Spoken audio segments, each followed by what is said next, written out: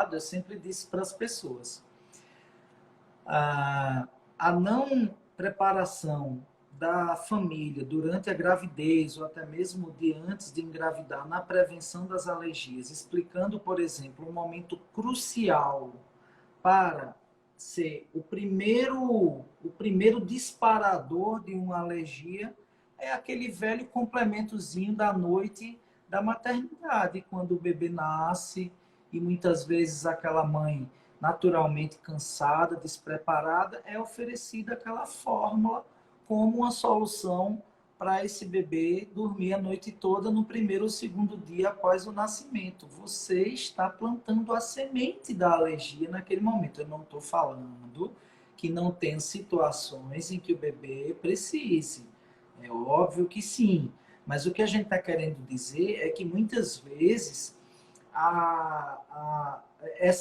esse pensamento de não colocar para as pessoas isso e não trazer que aquilo pode ser um problema, normatizar esse uso da fórmula, pode significar depois te vender a solução para o problema que foi criado. E a solução é muito mais cara do que o problema. Então, eu acho que a gente precisa ter maturidade como profissionais também, de começar a enfrentar esses temas, como a gente está vendo aí, que até a própria literatura está batendo de frente com isso, porque não é demonizar as fórmulas, mas é aquela velha história. A gente precisa ter aquele instrumento para ser usado de forma racional, é como os antibióticos, é com tudo que a gente, digamos assim, criou para solucionar certos problemas que ocorrem, como a fórmula, como o sabonete para limpar a pele, como tudo isso, como os antibióticos para combater as bactérias, elas podem ter um mau uso. Você não vai dar uma bengala para quem sabe andar.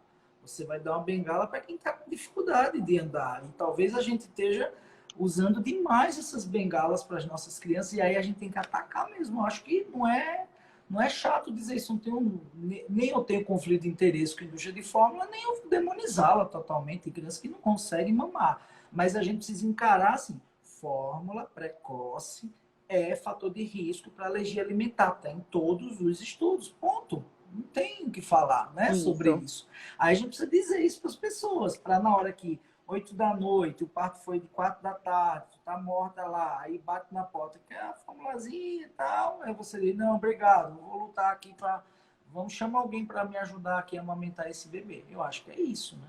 Brigar para que as maternidades tenham Isso. bancos de E leite humano, afinal o leite humano não tem exato. nada desse efeito. E do mesmo jeito, Flávio, que o artigo traz essa reflexão, essa crítica, né, de que os principais guidelines, nos quais nós médicos nos baseamos para conduzir a PLV, eles têm conflito de interesse com fórmulas que vendem o tratamento para a PLV, né? A gente tem também algumas recomendações. Por exemplo, se eu tenho um bebê de risco, por exemplo, uma paciente sua que tem uma menininha que tem dermatite atópica e engravida. E você já sabe que a sua paciente atópica está vindo outro bebê à vista. Essa mãe não conseguiu amamentar.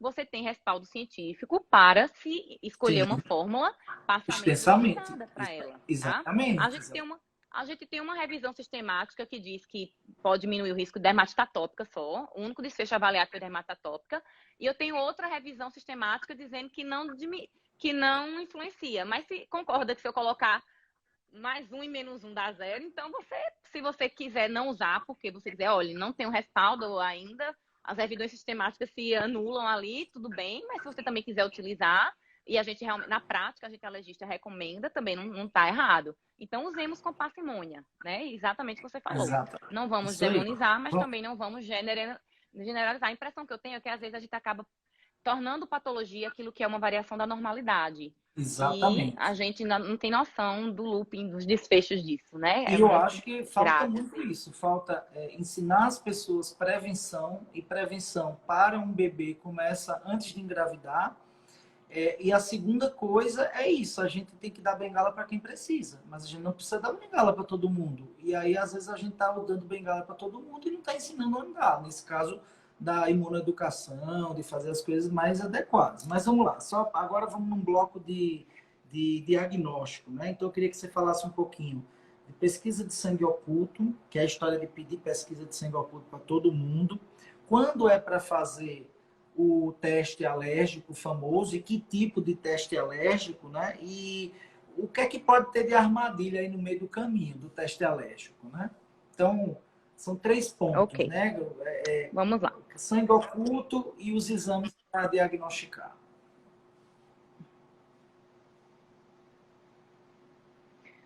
Exames para diagnosticar. A gente sempre deve levar em consideração o quadro clínico, tá? Então, o que a gente tem de exame, se for alergia alimentar do fenótipo IgE mediado, como que a gente fecha? Como é que dá o match no diagnóstico? Se eu tenho um paciente que tem sinais e sintomas compatíveis com o quadro IgE mediado, né? A gente já citou o que são, juntamente com o teste de sensibilização. Ou seja, vou procurar IgE desse paciente para aquele alimento que eu estou suspeitando. Não adianta pedir para um tanto de alimento que você não tem nem noção. Tem gente que tem um sintoma e sai perguntando, faz para 20 alimentos. Você vê aqueles prick tests enormes. Não, gente. Tem que ser direcionado para o alimento e para um sintoma. Adianta eu pedir IgE para um bebê com uma proctocolite alérgica? Não, não é mediada por IgE.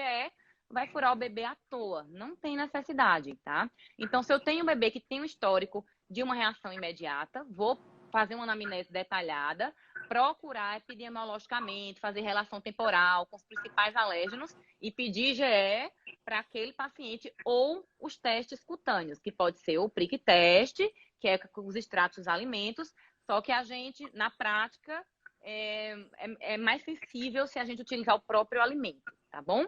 Na pele do paciente, é um teste que a gente chama prick to prick. Então, a gente junta sinal e sintoma compatível com algum teste de sensibilização positivo. Teve os 2 positivos, deu match. Já, fechou. Se por acaso eu tenho um sintoma muito compatível com uma IgE negativa, e agora, o que é que faz, Flávio? Provocação, tá bom?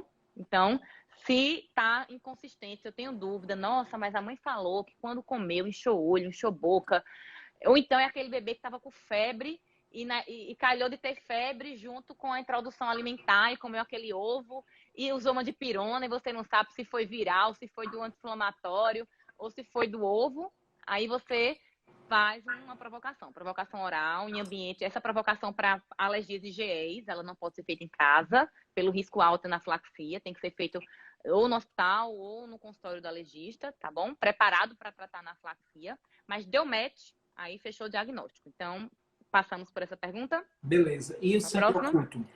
Sangue e sangue oculto. Sangue oculto nas fezes, ele já foi abolido há muito, muito tempo do protocolo de investigação das alergias não IgEs mediadas. A gente não deve utilizar nem para diagnóstico, nem para segmento.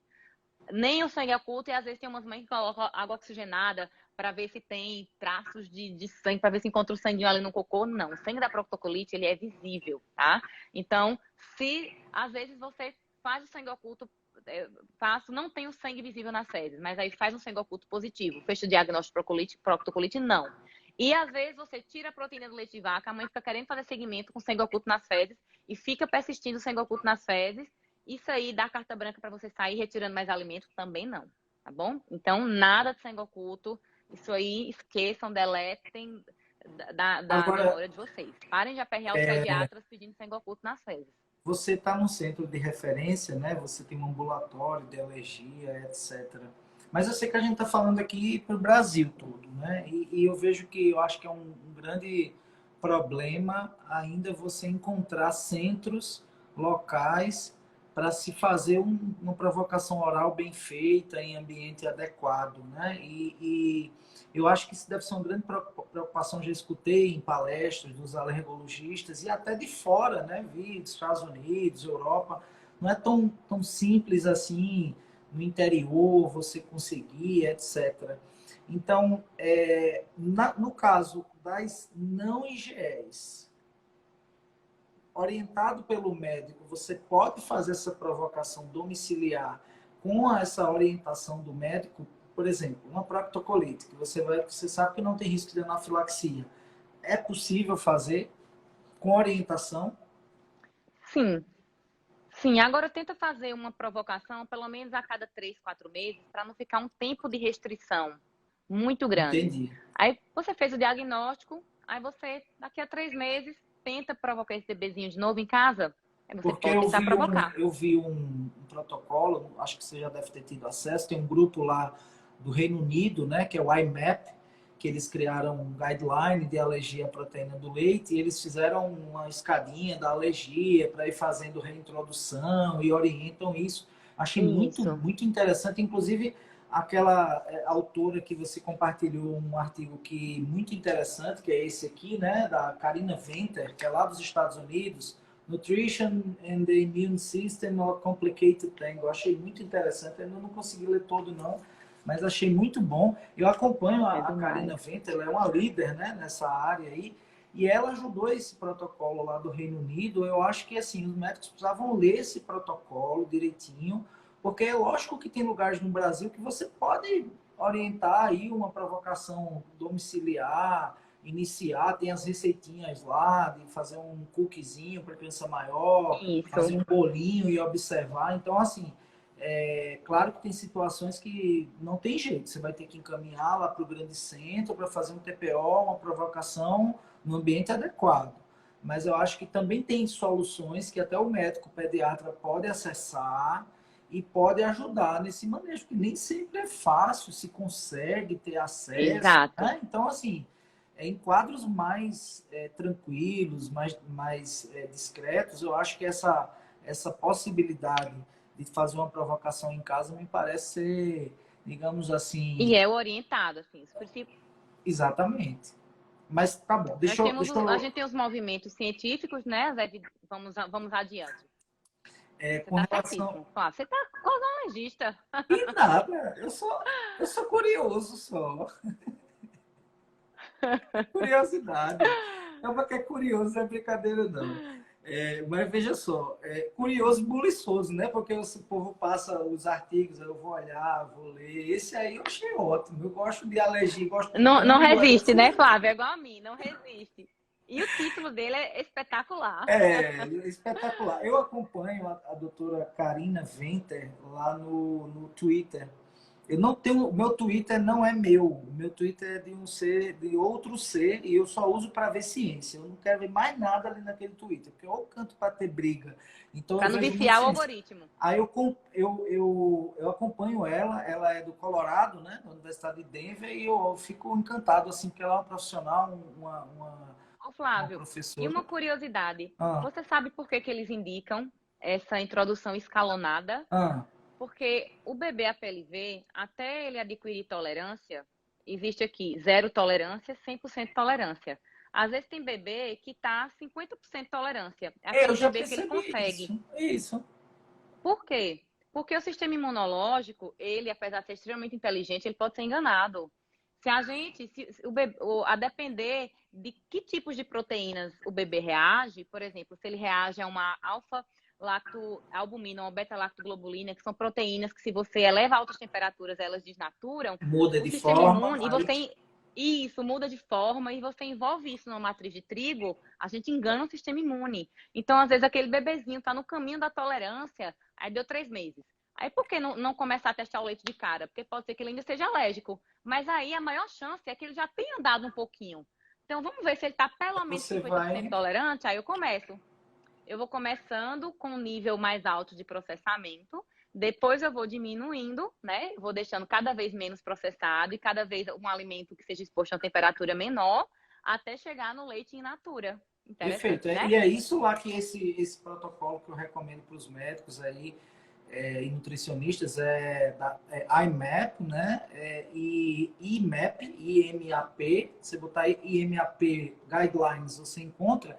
E eles chamam lá, interessante, a escada do leite, né? The Milk Ladder, que é a escadinha que você vai Milk Later. subindo do cookiezinho aquecido para chegar no leite integral lá no final. E eu já tive a oportunidade de usar com os pacientes e deu muito certo mesmo, porque a gente vai tateando, né? Como você diz, a gente vai tateando até chegar mais rápido, inclusive, às vezes, a tolerância, né? Porque a gente vai andando um Uhum. pouquinho mais rápido, porque eles pedem para dar 2 a 4 semanas entre cada step dessa ladeirinha. E aí não fica aqueles 6 meses, às vezes, que aí vai, como você disse, vai acabar facilitando uma reação IgE lá na frente, né? Mas muito interessante, uma dica de ouro aí para o pessoal médico que está assistindo procurar esse guideline. Mas falando, vamos falar assim do Isso. E bloco, se o bebê aceita um cookies, é uma forma de acelerar a tolerância. o Desculpa, pode bloco de continuar. tratamento, né? Assim, para você falar um pouco sobre a questão de tratamento, porque aí depois a gente vai falar sobre vacina no final, microbiota, mas assim, tratamento se baseia naquela tríade de retirada, provocação, tempo sem exposição e depois provocação de novo, mas assim, como é esse processo, né? Fala um pouquinho aí de tratamento. Assim. Bom, as alergias alimentares, o tratamento padrão ouro ainda é restrição alimentar, manejo nutricional. Então, sempre quando a gente tira um alimento, a gente tem que lembrar que junto com ele tem uma carga nutricional junto. Então, a gente tem que fazer acompanhamento, a gente tem que repor aquilo que o alimento que a gente está tirando tinha. Então, acompanhamento nutricional e plano de ação para eventuais reações. Então, todo paciente que tem alergia alimentar, principalmente alergia alimentar IgE mediada, ele tem que ter um plano de ação para anafilaxia, que a gente chama. Às vezes nem anafilaxia, mas sistema imune é uma caixinha de surpresa. Eu nunca sei se a minha reação vai ser grave, tá? Se eu tive reação leve, a próxima vai ser leve, não sei, tá? Então a gente tem que estar preparado para o pior. Então esse paciente, na hora que ocorre a reação, ele fica nervoso, ele não sabe o número, a dose, então tem que estar por escrito, atualizado com o peso do bebê, as doses do antihistamínico, o que fazer se tiver tal sintoma com tal sintoma, use isso, tiver isso, mais isso, use isso. Se acontecer isso, use adrenalina, como? Na dose tal, na região tal. Então, isso tem que estar de fácil acesso. E para criança pequena, que o pezinho vai mudando de maneira mais rápida, né? Diferentemente do adulto, isso tem que estar sempre atualizado, de acordo com o peso, essas doses. Então, esse é o pilar. A maioria das alergias para leite, ovo,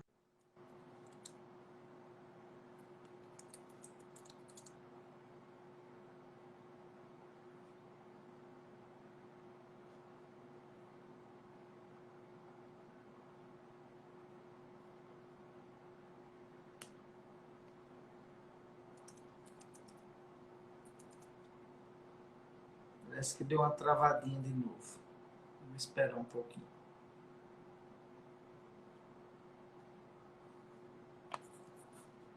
Calma, pessoal, não saiam agora. Ainda tem o melhor ficou para o final. Vacina de rotavírus, esse moído tudinho aí. Tu vai falar. Mas vamos esperar de novo a doutora chegar aqui.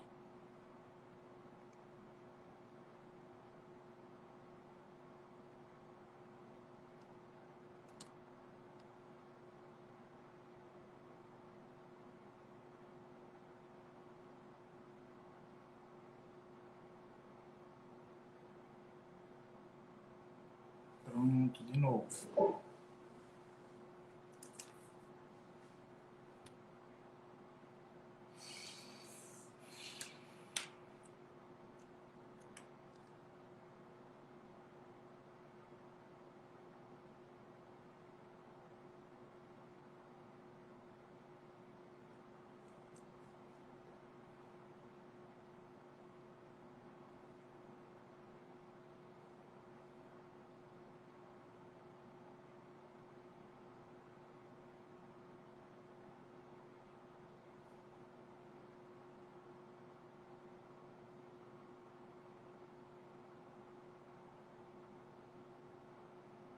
Vamos lá, esperar um pouquinho, porque a internet é fogo mesmo. Às vezes nos prega peças.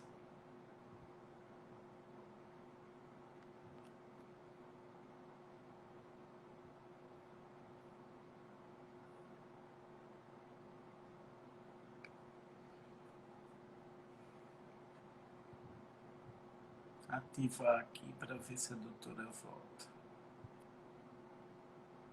Pronto. Agora deixa eu tirar de novo os comentários.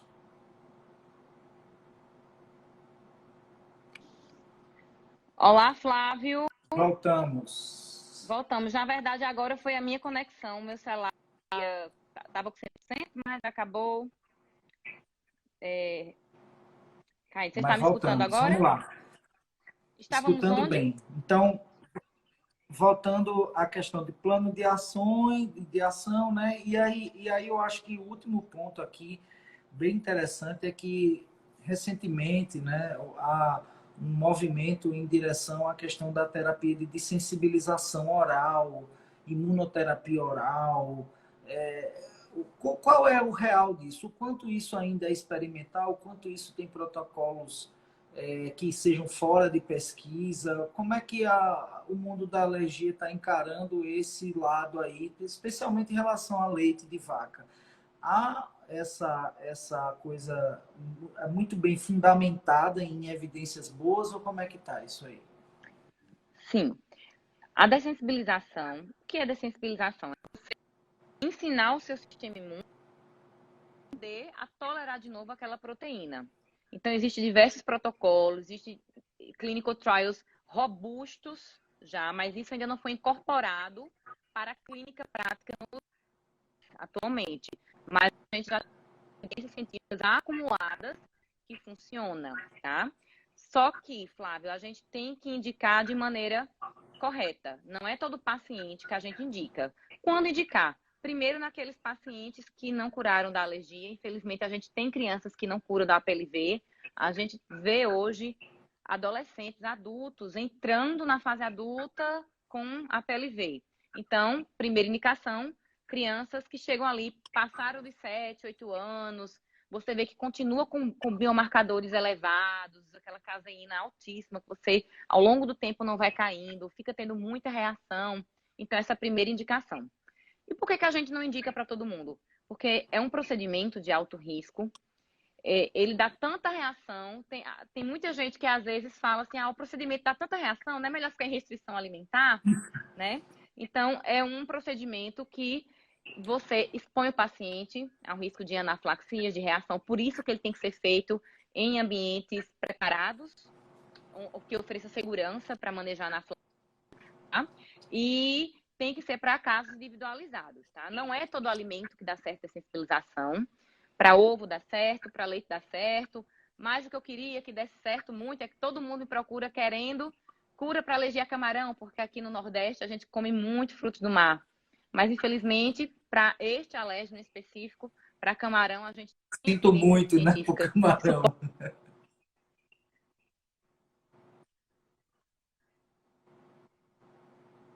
grandes para amendoim, leite e ovo. O que é que a gente tem comercialmente, Flávio? A gente foi no Brasil. E é para o IgE mediado ou também pode ser para IgE o não IgE? mediado. IgE IgE, né? mediado, é o que a gente tem mais estudos. IgE mediado, tá? Existe um tipo de dessensibilização que é a dessensibilização baked, que são protocolos específicos utilizando cookies, bolos, que são os alimentos processados, tá? Então, existem estudos acontecendo nesse sentido, que é uma forma que dá menos reação, dessensibilizar esses pacientes. Não é, a gente tem que analisar com cautela, porque o fenótipo de pacientes que se encaixa para a gente dessensibilizar para essa de alto risco é diferente daquele de cabe baked, então isso precisa ser avaliado por sensibilidade. Mas a dessensibilização que elas têm muita reação, tem paciente que de fato tem reação grave com limiar inalatório, Flávio, que às vezes ele é tão alérgico ao ovo que se tiver alguém fritando o ovo, ele tem anafilaxia. Então, às vezes, até esse paciente está ali com 5, 6 aninhos de idade, a gente tenta uma dessensibilização, tá? Nesses pacientes muito graves que têm limiares inalatórios, né? Apesar de terem reações alimentares mediadas, tem anafilaxia de repetição. Mas, via de regra, é aquele paciente que não tolera. Não adquire tolerância espontânea, natural, né? Então, a gente tem que intervir aí, a gente tem que imunomodular. Estados Deixa eu Unidos, perguntar, Flávio, então, já tem para amendoim, viu? O FDA liberou. Não tem no Brasil ainda. E vai sair liberação nos Estados Unidos para imunoterapia epicutânea, para para amendoim e amendoim, para né? Eu leite. vi, para amendoim. É. Agora, Quando eu deixa eu estava no perguntar uma norte, coisa. FPAS, especificamente essa síndrome clínica que a gente sabe que é não mediada, mas que pode ser grave, a gente sabe que a grande maioria melhora ao longo do tempo, mas FPAS também tem indicação de sensibilização ou não tem estudo ainda? E tem alguns estudos para dessensibilização com FPAS, mas na rotina a gente utiliza mais para as alergias. O mecanismo de dessensibilização ele é mais bem estudado em cima dos protótipos da alergia IgE mediada, né? Qual que é o Entendi. mecanismo? Produção de IgG4, e a gente induzir proliferação de linfócito T regulador. Então, a FPAS, como não tem um mecanismo ainda muito bem conhecido, né? Tá muito obscuro Fisiopatologia, ainda, né? não é tão bem estabelecido. Tá. E a gente Aí, já tem dois pontos. clínicas Um operantes aqui ponto no país. importante Pode falar. Acho que se, eu tô se com uma lag aqui mãe de tá, uma tempo. lactante, né? Tá, uma lactante cujo bebê tem alergia e escapou, né? Comeu um leite, alguma coisa assim, ela viu e o menino reagiu, piorou, teve uma reação.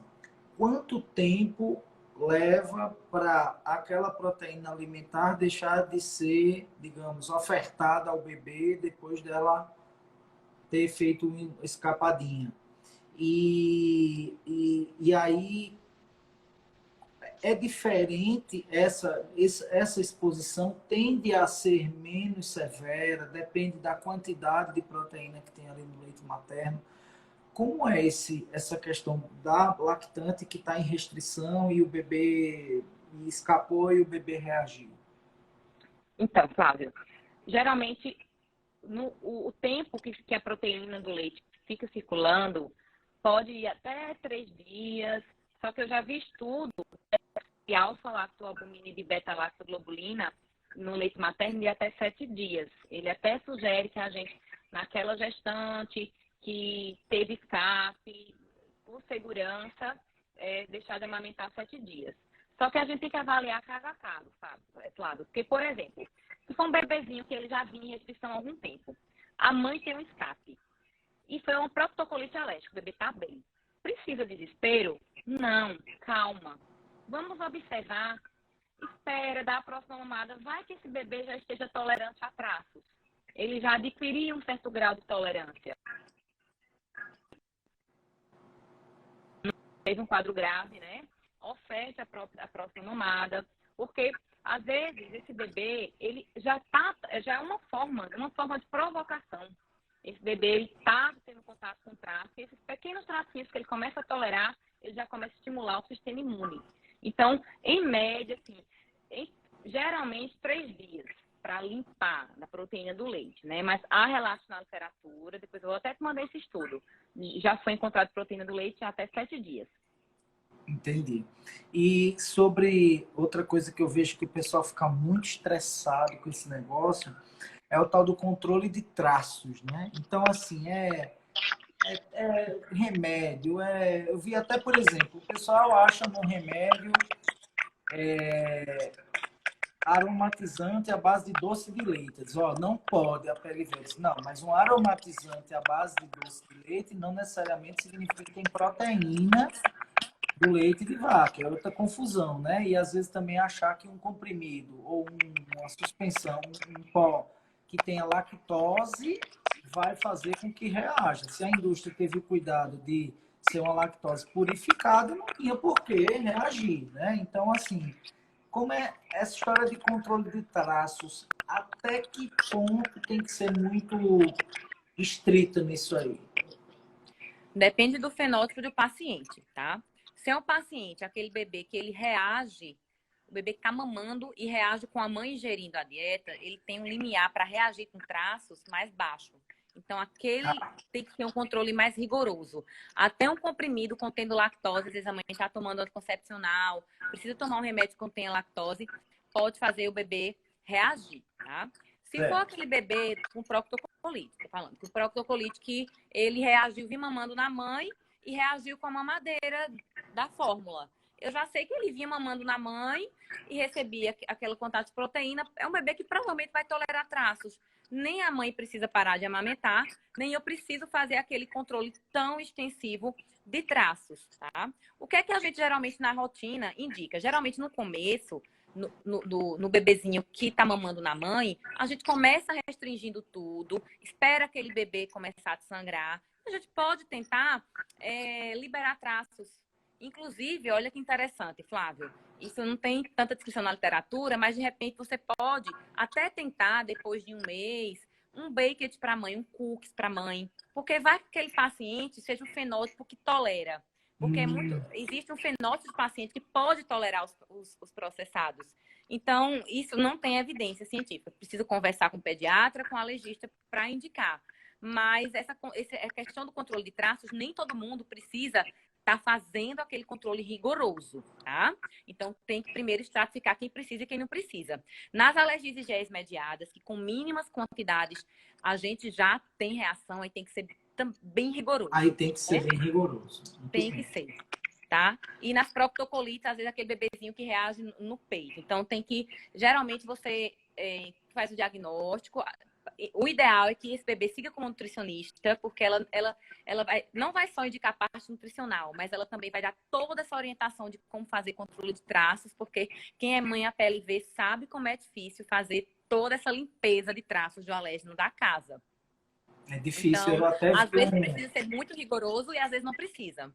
Eu vi não sei se foi um estudo ou foi um vídeo, colocando que foi feita uma pesquisa num domicílio, a mãe fazendo um super controle de traço e mesmo assim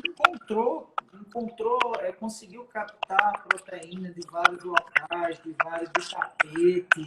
Então é tipo assim, se existe o alimento dentro de casa para os outros não alérgicos, é possível e muito provável que existam traços alimentares ali. Então, quase sempre, zero traços só se não tiver o alimento de fato, não entrar de jeito nenhum para ninguém dentro de casa, né? Nenhum povo.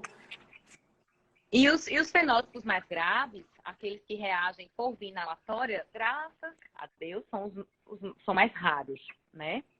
Então, precisa a gente estratificar quem precisa realmente do controle de traço, porque às vezes a gente vê pacientes que precisavam estar fazendo, aí não faz, não melhora, e o oposto também.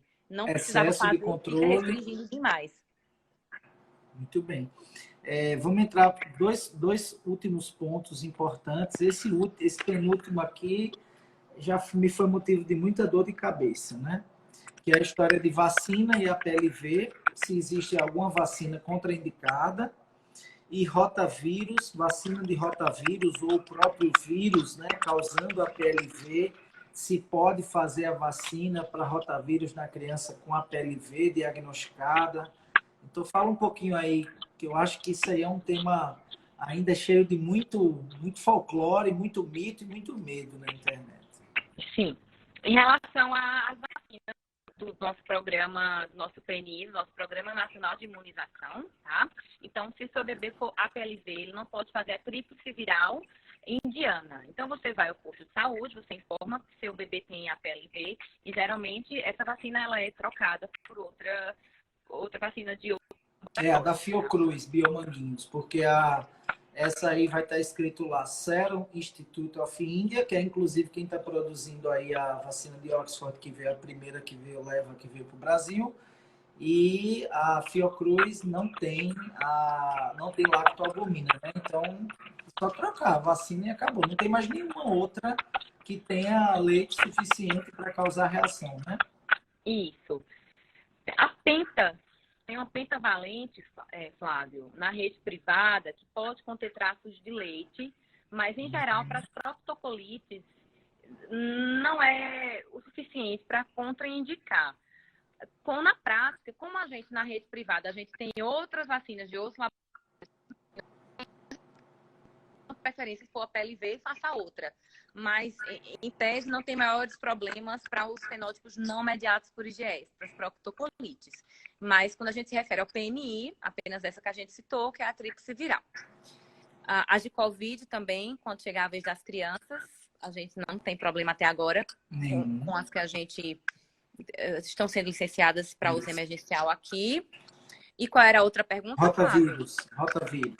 A do rotavírus foi motivo de muito rebuliço. A gente tem até um position paper, digamos assim, um posicionamento da Sociedade Brasileira de Alergia e Imunologia. Gente, a vacina de rotavírus não acontece, não causa PLV, tá?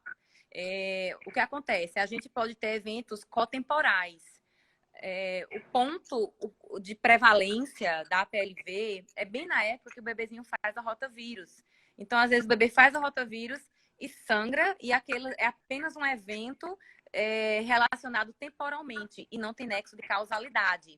Então, isso aí que já caiu por terra, a gente não tem evidência científica que sustente você contraindicar uma segunda dose de rotavírus, porque aquele bebê sangrou e você acha que é uma PLV, e o oposto. O bebê tem a PLV, não pode fazer rotavírus. Então, tem nada a ver. Aí, chiclete de caixinha, lembra desse meme?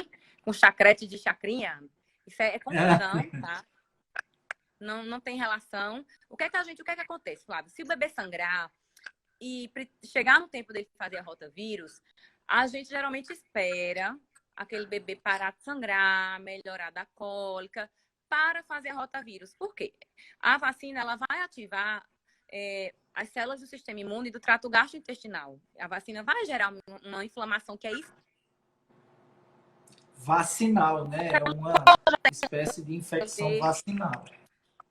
A gente dá uma esperadinha, um pouquinho, mas faz a rotavírus, tá bom? Mas não tem relação causal. Uma não causa a outra. Tá.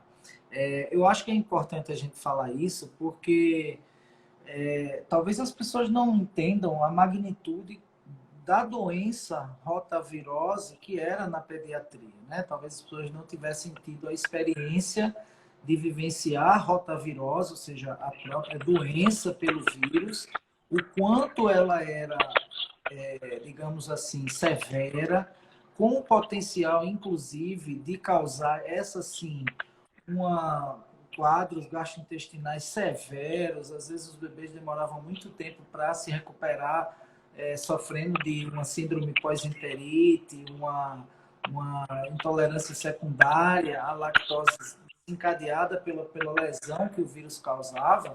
E a magnitude que a infecção, entre aspas, vacinal, ou seja, a vacinação causa é muitíssimas vezes menor. Então, você compara aí a pessoa que tomou a vacina para Covid e teve um dia de febre, um pouquinho mais ou menos, um pouquinho de febre e dor no corpo para a própria doença Covid-19. Então, assim, acho que é importante a gente pontuar para as pessoas que nos países que já adotaram, e são mais de 100 países do mundo que já adotaram a vacina de rotavírus, a mudança do padrão das crianças em relação às diarreias agudas, às gastroenterites, foi enorme. Então, a gente também viu isso no Brasil. A gente sabe que é uma vacina que pode ter alguns efeitos colaterais, pode ter algumas questões, como todas as vacinas, mas comparando o benefício com o risco, a gente fica com o benefício da vacina. Não existe risco zero. Qualquer vacina pode dar reação. E a gente lida com essas reações, mesmo que sejam graves. É assim, né?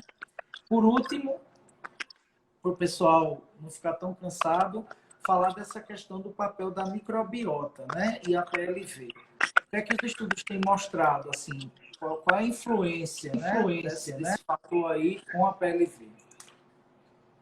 Então, quem aguentou ficar até o finalzinho, a gente chegou num tópico super interessante, que é prevenção. Como a gente pode prevenir uma alergia? Dá para prevenir uma alergia alimentar? O que você acha, Flávio? Pois é, eu vim falando isso há muito tempo, né? Que a gente precisa começar a mudar o nosso jeito de fazer até a puericultura, porque a gente precisa olhar a família toda ao longo das gerações, intervenções que não sejam só para aquele bebê que está na nossa frente, mas para a família e para o futuro, né? Exata. Isso acontece porque a alergia alimentar, ela é multifatorial. Então, a gente tem fatores genéticos envolvidos, fatores epigenéticos. O que é isso? É a forma como você interage com o ambiente, ele é capaz de mudar o seu RNA, tá? Então, a maneira de como você se coloca no mundo, e no mundo é desde a barriga da sua mãe, pode influenciar o que você vai ser lá no futuro, a alergia que você vai ter. E quando a gente fala de microbiota, a gente fala de prevenção. Por quê? Porque começa lá cedo. A gente vê muitas mães que começam a fazer restrição de alimento quando elas estão grávidas, achando que elas podem, assim, prevenir. Ah, eu não quero que meu bebê tenha alergia a leite, porque eu já tenho um alérgico a leite, vou parar de comer leite. Não, pelo contrário, a gente tem modelos animais mostrando que na gestação, aquilo que a mãe come é capaz de influenciar a microbiota no bebê, dos ratinhos pequenininhos, no sentido de tolerância para aquele alérgeno que ela tá comendo. Então, o alimento não precisa, tá? Isso pode afetar os bichinhos que moram na microbiota do bebê. E, segundo, o parto. O parto é muito importante, Flávio. Quando o bebê nasce, ele nasce com a microbiota, ele nasce com bactéria praticamente zerada. Tem essas discussões se o bebê ele vive dentro de um ambiente estéril, se quando ele nasce já tem bactéria. A maioria das evidências mostram que ele vai se colonizando à medida que ele vai passando pelos estímulos. O primeiro estímulo que o bebê recebe, qual que é? Parto. Quando o bebê nasce de parto vaginal, ele recebe uma carga de bacteriana totalmente diferente do bebê que nasce de parto cesariana.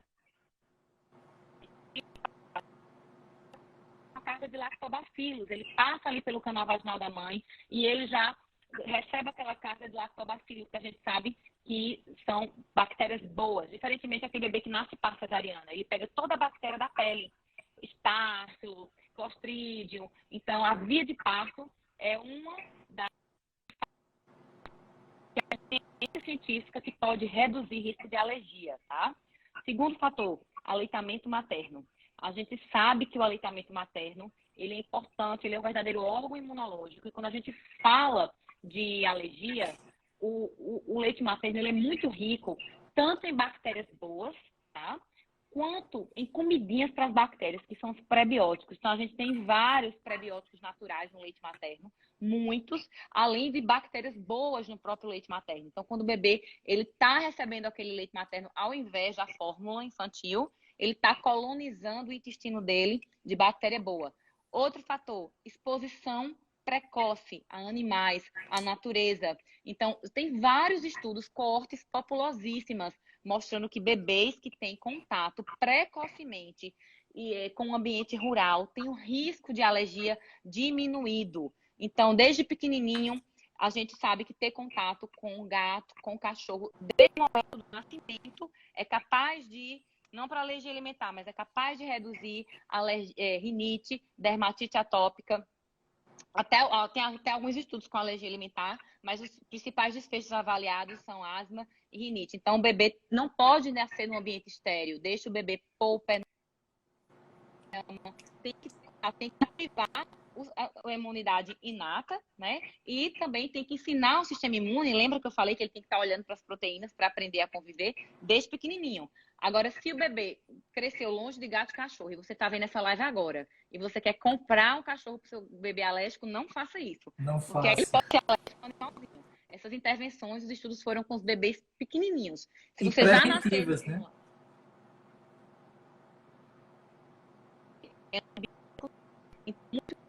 com antibiótico na infância faz muito mal, vou usar até uma linguagem coloquial aqui, em termos da alergia. Então, sempre, sempre, sempre que você estiver utilizando um antibiótico para tratar uma infecção viral, pense que você pode estar causando no futuro uma alergia, né? Não só alimentar, Fábio, mas a gente tem, Flávio, a gente tem visto muitas crianças com alergia medicamentosa. Então, e Isso. alergia medicamentosa, quanto mais você se expõe àquele medicamento, medicamento. Então, também a gente tem muita alergia de medicamento de criança que fica se expondo muito precocemente a medicamentos sem necessidade. Alimentos ultraprocessados têm que ser evitados. A dieta, a introdução alimentar, você precisa ingerir alimentos ricos em fibras não digeríveis. Por quê? Essas fibras que seu intestino não digere, as bactérias que estão lá no seu intestino, elas vão comer e elas vão liberar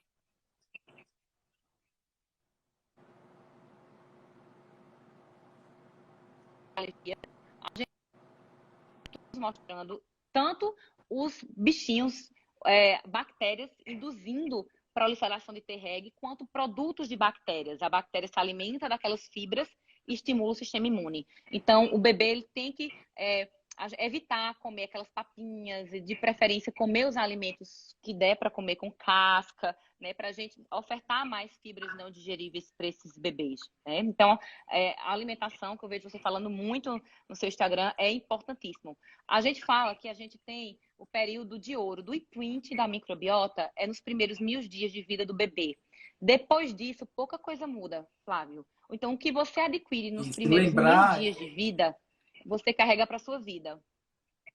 E lembrar o seguinte, né? Que esses primeiros 1000 dias envolvem os 270 dias da gestação, mais 365, 365. Então, até o terceiro ano, até a criança completar o segundo aniversário. Então, eu até estava vendo aqui um editorial que eu tinha lido sobre microbioma, que foi publicado em julho lá na PAI.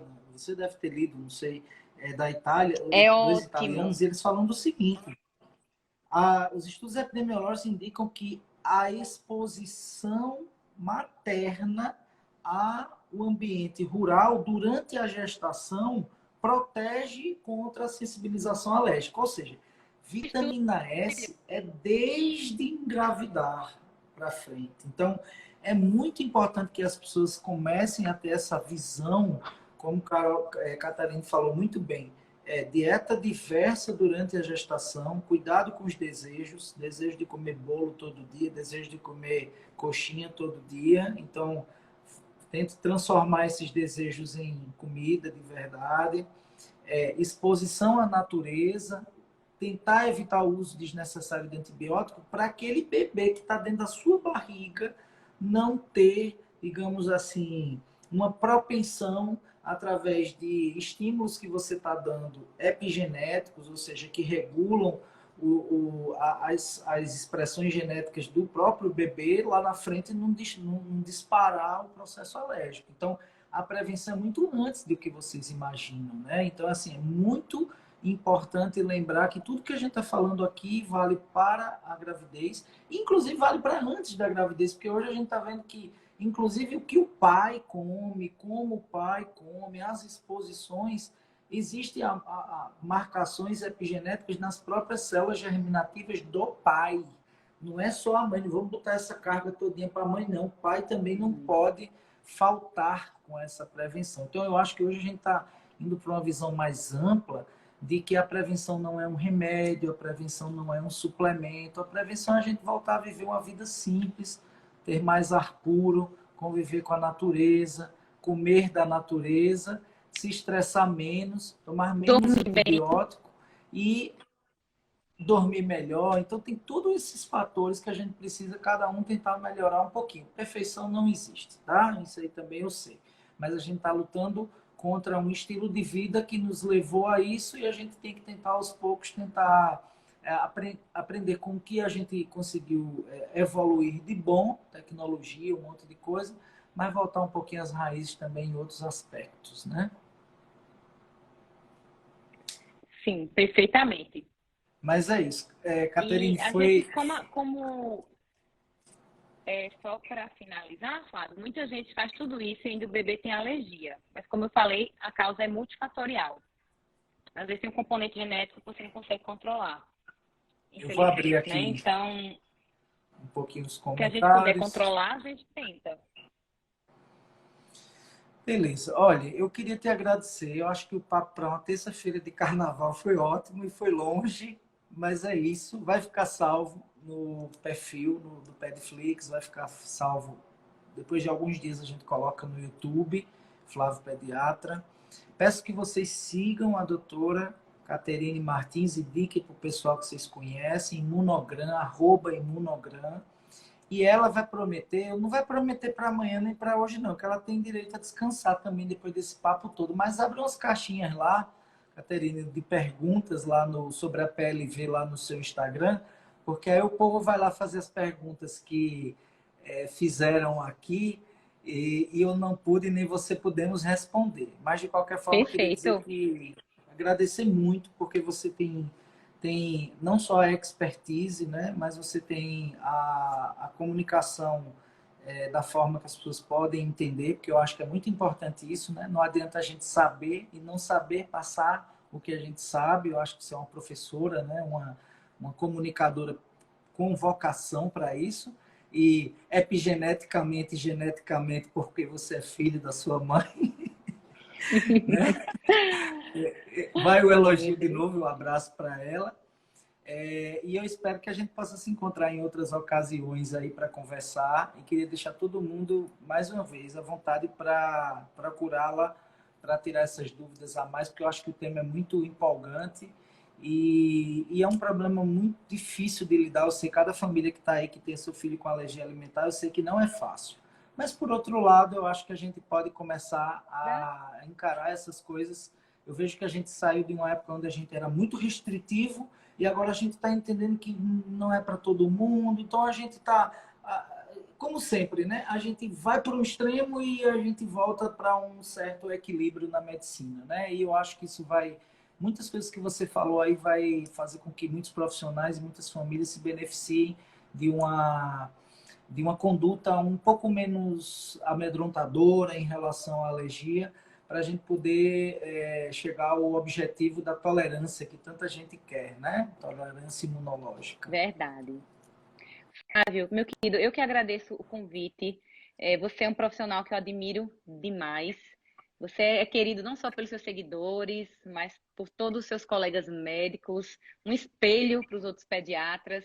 Então, para mim é um prazer, até porque vocês que não estão no dia a dia prevenindo a alergia, que não estão nesse trabalho na linha de frente, pra gente é um prazer estar contribuindo com você, um formador de opiniões. Eu fico impressionada, meu Deus, que delícia é o Instagram de Flávio. E obrigada por esse serviço que você presta no nosso Brasil, tá? E sempre que você precisar, a gente conversar sobre o sistema imune de maneira correta, de maneira fácil, evidence-based, que é baseado em evidência científica, tem muito folclore aí permeando o sistema imune, e eu concordo que isso confunde a cabeça das mamães. Então, estou sempre à disposição, sempre que precisar, me chama que a gente vem trazer imunologia de jeito fácil para todo mundo aqui. Muito bem, Tá é bom? isso aí. Um abraço bem grande, um abraço para todo mundo. Beijo, gente. Não vou falar nem bom carnaval, porque eu não estou no carnaval, não. A gente está estudando, está trabalhando, mas de qualquer forma, para quem ainda vai da terça-noite para quarta de cinzas, beleza, bom carnaval, um abraço, se cuidem, não aglomerem, usem máscara, deem o exemplo. E se cuidem mesmo, porque senão a gente não vai vencer esses desafios tão grandes que a gente está tendo. Grande abraço aí, viu? Catarina, um abraço. Boa Tudo noite, bom. meu querido. Tchau.